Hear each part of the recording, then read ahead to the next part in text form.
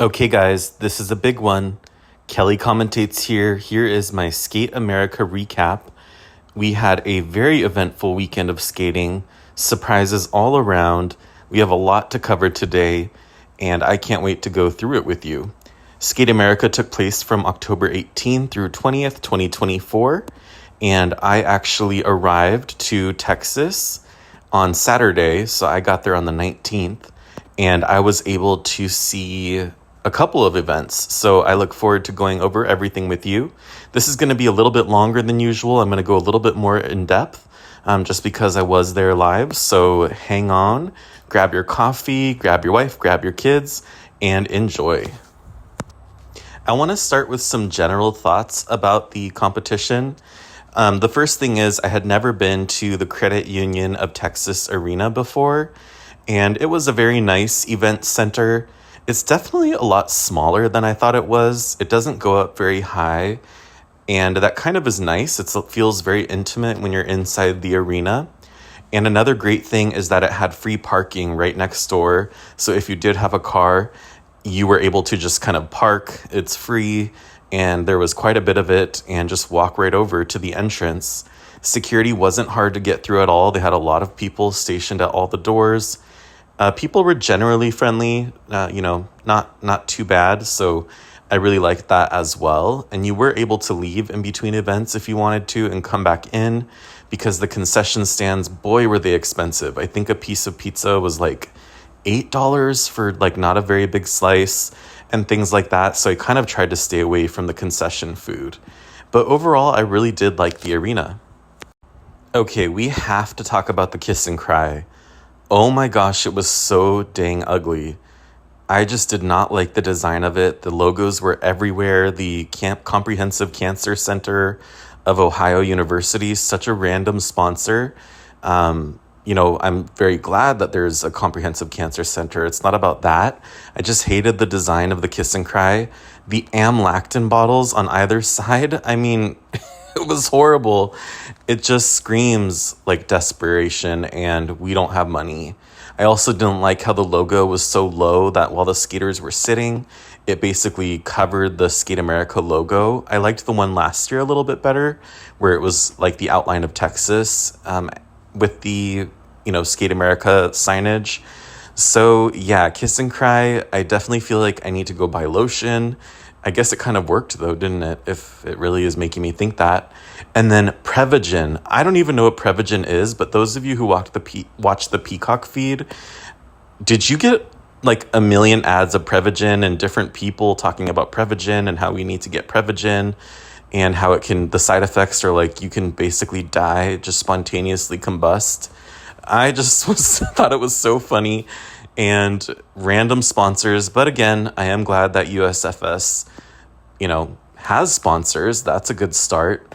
There was a few messages on the billboards, like where they put the ads. And one of them was like, donate to USFS. And I think that's a nice touch. I think why not try and get donations to support the skaters and the fund. But it is interesting that they are asking. I think that just shows, a little bit of desperation, I would say. I think it was one of my first times like noticing Tara and Johnny, the main NBC commentators. I found it kind of odd that Tara Lipinski was constantly looking at her phone or looking down. It could have been her notes, but it really honestly looked like she was just texting a majority of the competition. I usually don't even find her commentary that helpful or insightful, and really just seeing kind of her laissez-faire attitude to such an amazing sport, I don't know, it kind of sat wrong with me. Whereas Johnny Weir, he was very invested. He was very animated when he was talking. He would actually watch the skaters in between, or like the skaters that they weren't commenting on. He would still watch the full performances. He would stand up. I just found him very engaged with skating. He really seemed to love it. He would intensely watch, and I could tell who some of his favorites were. I think one of the skaters was Donovan Carrillo, which we will go over. Such a magnanimous skater, so charismatic, and I think Johnny Weir really liked his skating. But anyway, just seeing them in the booth, it was kind of interesting. Terry Gannon, the third commentator who's often with them, and I believe he commentates golf as well, would often just like stare off into space or just like look at the crowd and kind of like, yeah, just space out. That was quite funny. Tara does not commentate on the ice dance, so she went and sat behind them at one point and again was just texting, not even watching. I don't know, does she even care about skating anymore? I really wish we could get someone who loved skating to be the commentator. But yeah, kind of interesting to see up close. Their booth, the NBC booth, is right opposite the Kiss and Cry. There's not really any crowd behind them, so they're kind of off by themselves. Okay, my last thing about the event in general, and I promise I will not complain so much. I know it sounds very complainy, but these are just things that I found kind of interesting. The announcers like butchered the names of a lot of the skaters, especially like Japanese or Russian skaters or Russian names. It was so sad. Leah Serna was actually introduced as the wrong skater. And it was like, she took it in stride, but then she kind of had a bad skate. And I was like, is this a result of their announcing? Like, I think I would find it kind of jarring if my name was either pronounced incorrectly or I was announced as the wrong person. Right after a segment would finish, there was like a live announcer as well who would come out and be like, wow, good job to the top 3. And then she would name them in the wrong order. It was just really embarrassing. And I don't know if like the people who had come out live were maybe employees of the actual arena. So I can't fault like the state of Texas per se, but it just was kind of embarrassing. Okay, guys, let's get right into the ladies. Who had this on their mood board for 2024 that Wakaba Higuchi would win Skate America? She came out on top with a score of 196.93. I am so proud of her, so happy for her. The prayer circles worked. The voodoo magic spells worked. She came out on top. She had a beautiful free program, very solid short program as well. And honestly, I just think that she is a world-class athlete and, deservedly so, got first, but definitely not what was expected. And in second place, also from Japan, we have Wakaba's compatriot Rinka Watanabe getting 195.22, winning the silver medal here. And in third place from the US, we have Isabeau Levito with a total score of 194.83. I will just address the disappointment with Isabeau's scores. When I saw the women's free program live, the audience audibly gasped. People were very shocked. No one booed or anything like that. But when she didn't win, and honestly, when I was there live, I expected her to come out on top as well. But the judges scored Isabeau harshly, I think, on the jumps and the technical side of it. And while I don't disagree with that whatsoever, I did kind of think that her components would pull her out on top and that she'd get a much higher score. But I think that, according to a lot of people, Isabeau's getting scored more fairly now. And I think that's okay. I think that's only fair. Okay, I had my notes app open the entire time, so I wanted to go over some notes for each skater. So let's start with Wakaba Higuchi, who got 66.12 and a little over 180 in the free program. And I really liked her free program dress. It was a purple number with kind of sinewy lines going across it. I suppose it's the Stranger Things theme song was kind of what she was going for. I haven't personally seen that show, which I know, living under a rock, like who hasn't seen it? But I did like the costume. I think it was overall very nice. And she did a really nice short program to Dune. Our silver medalist, Rinka Watanabe, does Moonlight Sonata in the short program and Maria de Buenos Aires in the free program. I really like her free program. I think it's fiery. I think it's passionate. It shows her personality. I feel like Rinka is really good at like classical programs and also tangos or kind of more passionate programs. And I think it really suits her very much. She got 66 points in the short program and 128.68 in the long program. She did a very good job at this competition. I did think she would probably podium, but I didn't expect her to get silver, and I think she did a really good job here. Okay, our third place finisher, bronze medalist, Isabeau Levito. Let's talk about it, y'all. Now, coming into the competition, I really did expect her to win, especially as the reigning silver medalist. Although Wakaba Higuchi, our winner, has also been a world silver medalist before. So it was a little surprising not to see her win here. However, again, with the judges being more fair and judging her accordingly, I think that is just fine. However, I did kind of think her components would still pull out the win for her. It was kind of heartbreaking to see kind of the shock and surprise on her face in the kiss and cry. It was definitely noticeable and palpable live. And again, the audience gasped and some people screamed that she didn't win. They were really surprised. So definitely, a learning experience for Isabeau. She seems like a really positive person and like she'll bounce back very quickly. And just, always remember that she wasn't having the season of her life last year when she won the silver medal. So she is good at bouncing back. She is very consistent. And again, I do not think she needs to change her jump technique. If anything, she needs to work on just getting some more power to launch herself into those triple toes at the end of the combination, because it seems to be like a bit of an issue for her. However, a lot of the top ladies, didn't have perfect jumps either. So there is that as well. In fourth place and getting second in the free skate, barely behind Wakaba, we have Nina Pinzaroni. And I am so proud of her. She did very, very well here, just barely missing the podium. I kind of think she was buried in the short program, and if she weren't, she would have been on the podium, if not have won the competition. So she had some really strong jumps, and I'm very proud of what she did here. She should be very happy with herself as well. Now, the long program, it starts with some weird speech, some kind of talking. It was choreographed by Benoit Richard, her main choreographer. And it was to Handmaiden's Tale. At least that was kind of the theme it was giving, with that red dress and the bare open back. I just did not like the program. I do not think this is the right vehicle for her. And I hope she either changes it or, develops the program as the season goes on.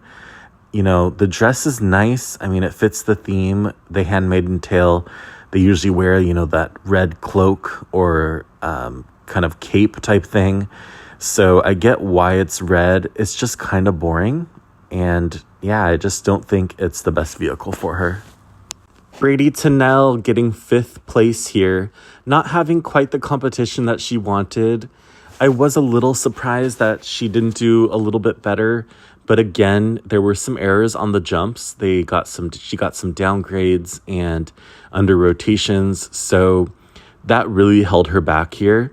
There was a few issues on her spins as well. I saw some things online that she either wasn't holding the correct amount of time or the position was just a little bit off. Like I heard her camel spin did not go above the 180, which I suppose it's supposed to. So that was a little bit disappointing. However, Brady just skates so fast across the ice. There was a definite passion and a fire there. She also, it was kind of funny, she ended her program too soon, whereas in Shanghai Trophy last month or a few weeks ago, she ended it too late. So there's some kind of timing issue with this program. I'm talking about the long program to Nessa Dornum. So she definitely needs to work on that. I don't know what's causing it to go on so long.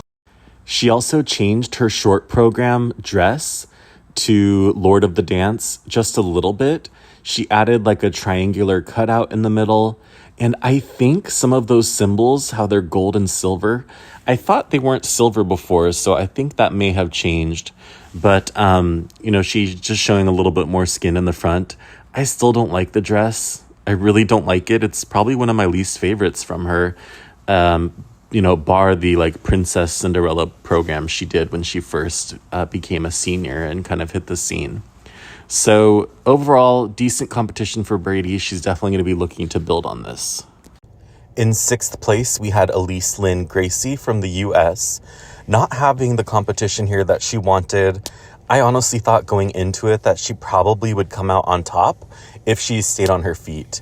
And unfortunately, in the short program alone, she had 2 missed elements with negative grades of execution, and yet she still got 60.22 points in the short program. So I think had she stayed on her feet and just had a better competition, I think the judges were willing to give her the win here. So it is disappointing for her. Hopefully she will build upon this competition here. Unfortunately, Tammy skaters have kind of been known to be up and down. So I don't know if that's just happenstance or if there's something about the training environment with Tammy skaters that they do tend to crack under pressure. One interesting note is that Elise kept practicing a triple loop during the warm-up and was having a lot of trouble with it, not making the jump quite a few times right by where I was seated.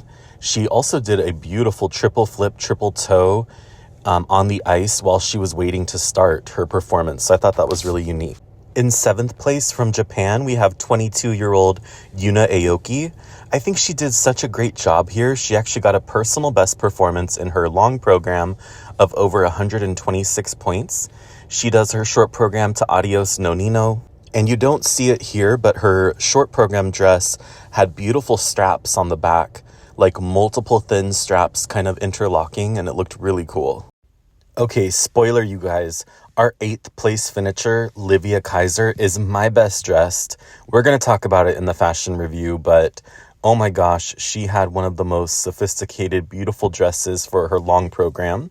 She skates to Debussy like a fawn song, so it's very ethereal, very like otherworldly.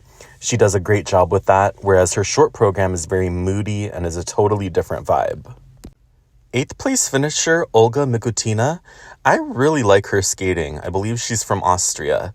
And she skates very interesting. She does this new thing, you guys. It's a very trendy thing in skating that I haven't seen in before, honestly, or at least I've never noticed it.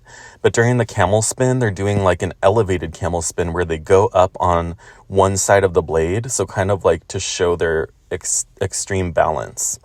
Her long program was good, but there was a very jarring cut during the step sequence, out of the step sequence.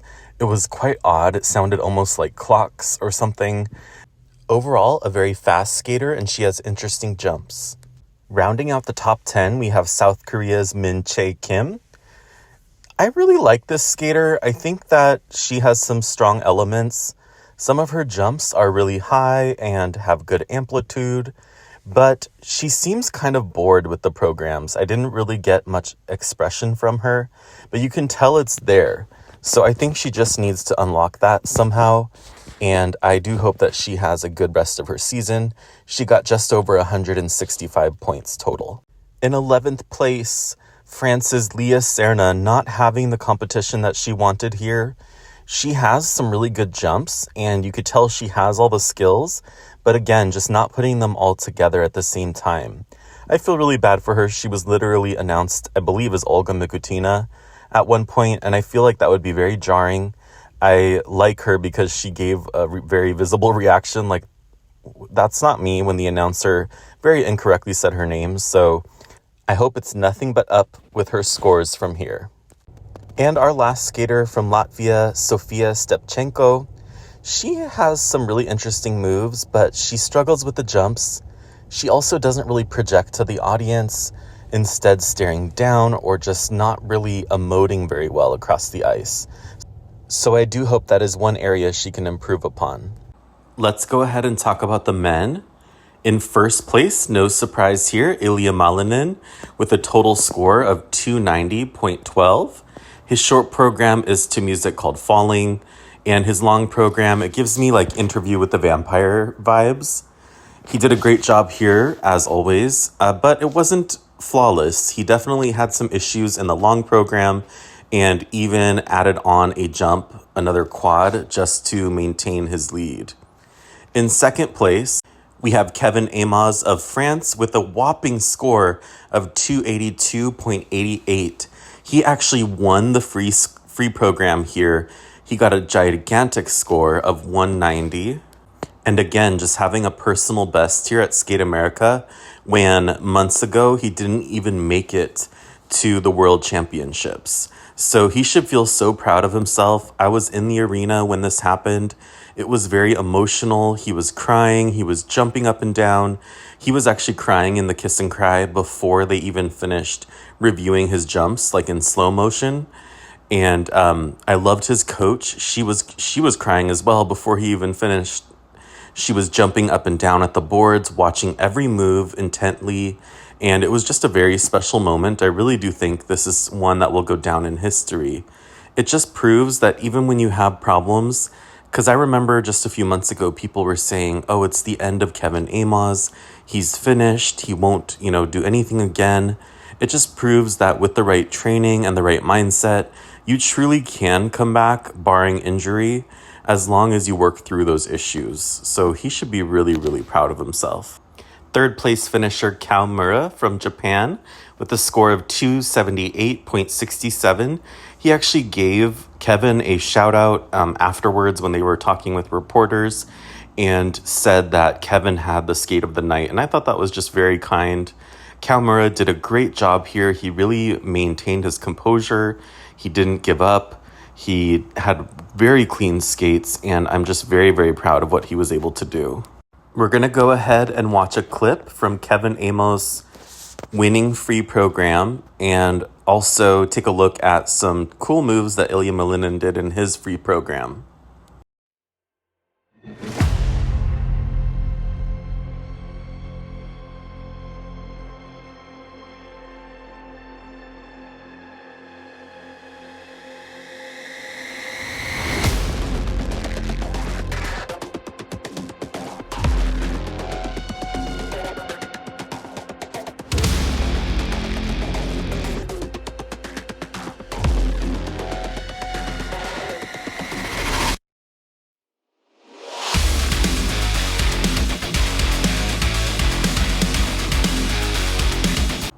Okay, let's go ahead and take a look at the final scores here.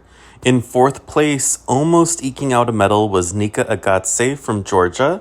He had a really big free program of 167.82. So he did a great job here. Ateri seemed very pleased with him in the kiss and cry. So that was nice to see. In fifth place, getting huge applause from the crowd, was Denis Vasilyevs, getting 85.10 in the short program, and a very nice number, 166.37 in the long program. The crowd loved him in both segments of the programs. They were just roaring for him, and he was very, very confident skater. He was probably one of the only skaters who looked up at the audience frequently when he would skate by, even in the practice. So he's a very engaging skater, and I love his coach. Stefan Lambiel is his name, and he was Shoma Una's former coach as well. In sixth place, we have Koshiro Shimada from Japan. I loved this skater. He got a total score of 219.68. He is also Stefan Lambiel's student, and it was kind of funny because after Koshiro was done and Stefan and him were talking, he just gave Koshiro his bag and had to go right back to the boards to see Dennis skate next. So that was pretty cool to see. It was very, very nice. I truly think that Stefan Lambiel is probably one of the most put together, very, very strong-mannered coach. He has a presence there, very supportive of his skaters. I really, really enjoy him as a coach. And I didn't always feel that way, so it is cool to see. In seventh place from the U.S., Maxim Naumov. He had an awesome free program and did a great job, getting 143.27. If I'm not mistaken, Maxim is coached by his dad, and he had a really interesting free program. I believe it was like Tron. It was giving robotic vibes. Maxim was a very serious skater, but you could tell he really, really put the work in. It was interesting because he would just be wearing headphones before going out on the ice. You almost didn't even know that he'd be going out to skate. So that was really interesting. In eighth place, we have Nozomu Yoshioka from Japan with a total score of 215.92. And in ninth place from Canada, Wesley Chu with a total score of 206.94. And in 10th place, very sadly, it is Lucas Brassard from the US with a total score of 206.57. He had a really devastating short program, only getting 65.31, but he really did, he was pushing in the free program. He deserves some of the strongest components with the men. He's very artistic, and I'm just glad that he finished out strong. Next up, let's go ahead and talk about ice dance. This is probably my favorite discipline out of the four, whereas it didn't always used to be, honestly. I really liked the big tricks of pairs, which we'll talk about after this. But I just love ice dance. I really love that I feel like packaging and artistry plays a really big role in this, and I just feel as I've gotten older that I'm really starting to value the artistry more and more, and just having that complete package and complete program. Kind of a surprise, at least to me, in first place is Fear and Gibson from Great Britain with a total score of 206.38. They ended a 15-year streak where an American ice dance pair would always win at Skate America. So major kudos to them. They did very well here. This is them pictured in their short program costumes. And they're just a very elegant pair. I really do like them. Am I a big fan of the free program? No, I'm a fan of the skating, but I'm not a fan of the music. I feel like it just is sort of dated somewhat. And again, her dress in the free program doesn't have a front. And I just find it weird. I don't know. But overall, very strong team, and hopefully will lead to a great season for them. They haven't yet podiumed at Worlds. I know they've gotten fourth a few times.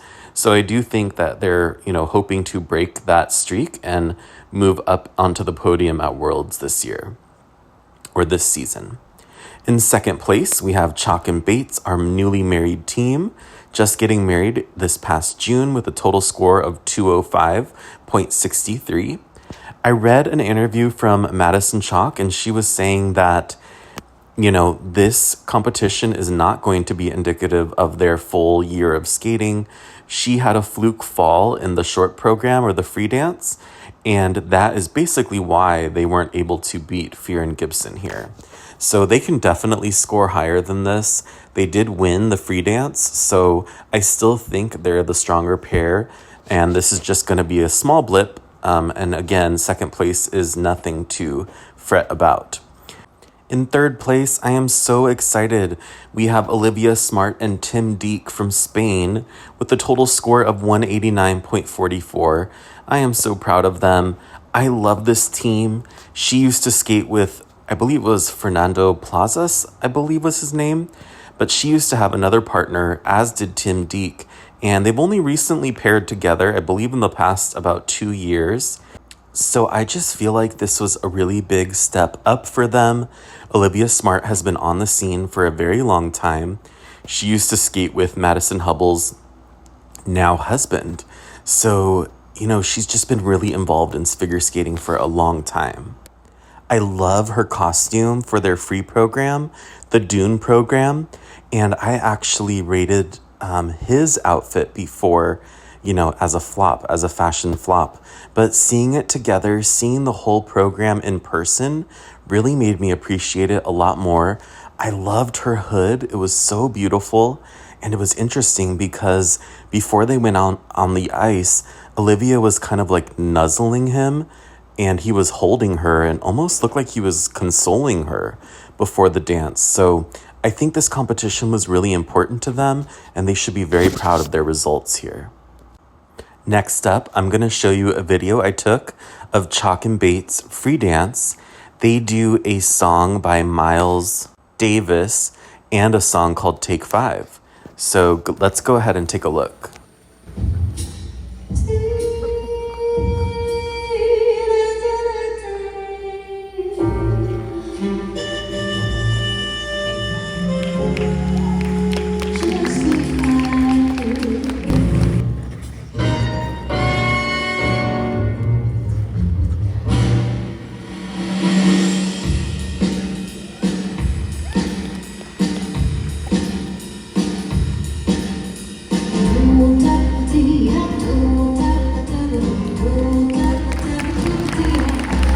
Here are the final ice dance scores. In fourth place from Georgia, we have Davis and Smolkin. And as you may know, Diana Davis is Eteri Tutberidze, the famed Russian coach's daughter. They did not podium here. They barely missed the podium in about 2 points, getting a total score of 187.05. I have to say, in the past, I haven't liked their packaging at all, but I really found this year's programs and packaging very interesting. She had a beautiful bodysuit in the free dance, and I really, really liked it. Here's some kind of hot tea. Davis and Smolkin were sitting in the kiss and cry well into the next pair's program. So Davis and Smolkin were third after the rhythm dance, so they probably expected to podium. Diana was very visibly upset, and Smolkin was consoling her, and it took them a very long time to even get off the kiss and cry. But I found it kind of weird how she was almost, I wouldn't say pouting, but how she was, feeling her feelings and just staying in the kiss and cry. It was very, very odd. I had never seen that before. But eventually she did leave and she seemed fine. In fifth place, causing a little controversy, is Neset and Markelov from the US with a total score of 179.38. Basically, they were a last-minute replacement for Flores and Desyatov, basically because there is a safe sport investigation into Desyatov. Now, Neset and Markelov, I believe, are also married. They were a really good pair. I actually found them very entertaining. I thought that she lacked a little power compared to him, but very expressive skaters. I liked their costumes. However, the mesh in her free dance costume was just kind of the wrong color. So that's the only thing I'll say on that. In sixth place from Czech, we have Mrazkova and Mrazek. I believe they are a brother and sister team. They're very good. I did find it a little odd skating to kind of like lovey-dovey music, although it is ice dance, so it is hard to stray from that. If you remember Shibutani and Shibutani, also sibling skaters from the 2018 range, they would kind of go the, different route. They would do U2 and different songs like that to just kind of stray from the whole love topic, but doing very well here with a season's best in the free dance. In seventh place, we have L'Oreal and Legac from Canada with a total score of 174.91. In eighth place, Tachenko and Kiliakov from Israel with a total score of 166.94. In ninth place, we have Morozov and Jeffrey Chen, who is Karen Chen's brother, with a total score of 166.73. There's a little controversy there as well, but I won't go into it here. And in 10th place, we have Fabry and Ayer from Canada with a total score of 165.96. Last but not least, let's talk about pairs. I can't believe how exciting the pairs were this week. So many different surprises. Although first place finishers Mira and Kihara were not a surprise, with a total score of 214.23, getting season best score in their short program and long program. Very happy with their performances here. They are such a world-class pair. Their throws are amazing. I do like their costumes, but they do wear a lot of black, which can be hit or miss, but they are really amazing, and they weren't far off from their, total best score. They've gotten up into the 224 range internationally, so very happy for them here. In second place from the US are national champions Cam and O'Shea. And of course, we know that, O'Shea has had a few partnerships in the past. He's much older than Cam, but this partnership is really starting to flourish. I thought they did a great job here. Their side-by-side jumps look good. Their twist is amazing. Now, one thing they do need to work on is their throws. I don't know what it is. It almost looks like she's not confident or the positions in the air gets messed up, but they really need to work on that timing. I feel like that is one thing that will help them to propel even more forward. And in third place, also a surprise, we have Efimova and Mitrofanov from the US with a total score of 191.51. I gotta say, I love Efimova. I feel like her personality just shines through. I feel like she's magnetic. She kind of reminds me of Alexa Knierim. and Megan Duhamel. Like, if you were to combine them, she kind of looks more like Megan Duhamel, but she kind of has the personality of Alexa Knierim. And I'm just so excited for this pair. I never knew that I would enjoy pairs quite so much, but Skate America proved me wrong. Okay, here are the final scores. In fourth place from Georgia, we have Metalkina and Berulava with a total score of 191.43. In fifth place from Hungary, we have Pavlova and Sviatchenko with a total of 184.01. In sixth place from Great Britain, we have Vipinlaw and Digby with a total of 180.13. They were getting personal best scores here in the short program and the long program. In seventh place from the US, very nice team of McBeath and Parkman with a total of 168.08. And in eighth place from Finland, we have Vananen and Clarisi with a total of 156.55. Okay guys, it's that time again. It is time for Fashion Watch from Skate America. Today I separated it into lows, mids, and highs. Let's start with the lows. We have a team in the middle with the biggest picture. It is just a mess. There's plaid, there's lines, there's retro, there's scarves, or not scarves, sweaters. It's just too much and it just looks disjointed. I don't like whatever's going on her arms. I just don't really like anything about it, to be honest. And I feel bad, but you know, they're going for something fun, so I get that. Right under them, we have a team, and I have to say the color palette is actually pretty, but she's wearing leg warmers, like some kind of silver leggings, and it may fit the program, but again, it's just not pretty. And so I don't know. It just is a no for me. Right next to them, we have Morozov and Chen. It was a Star Wars theme, so I do get it, but I think she's supposed to be Darth Vader. At least there's a part of the program where it seems like she is, and it just doesn't do it for me. And even though his costume is nice, I just also was not feeling it overall, so they're a low. And then to the right of them, we have Ilya Malinin in his short program costume.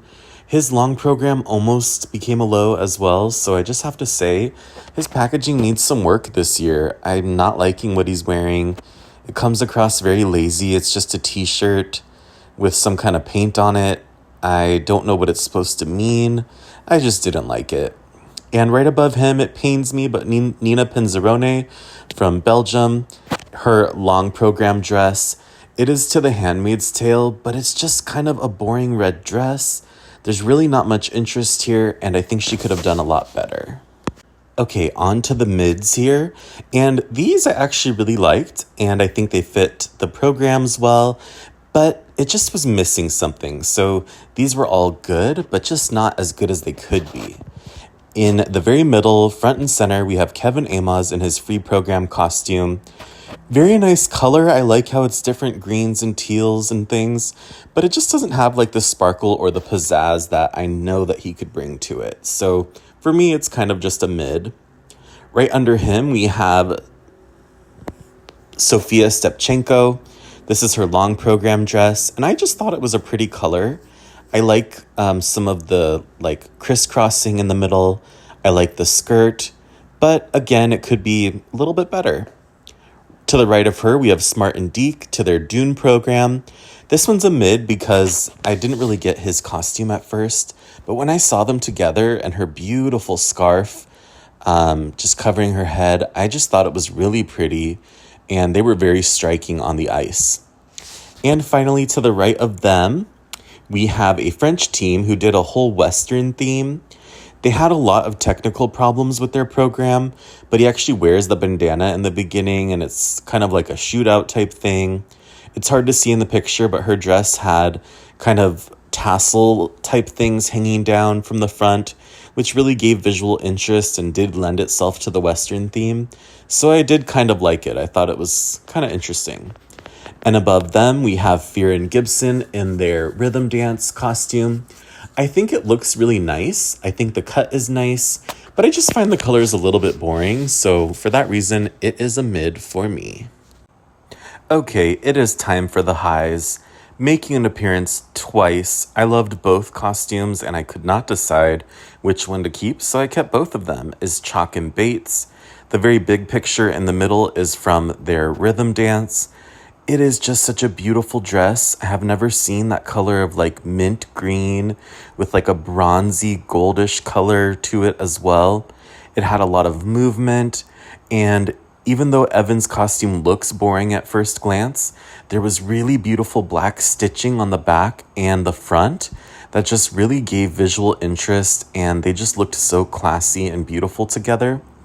Underneath, she's wearing a beautiful red dress that is crystallized and, has a great pattern and a great cut.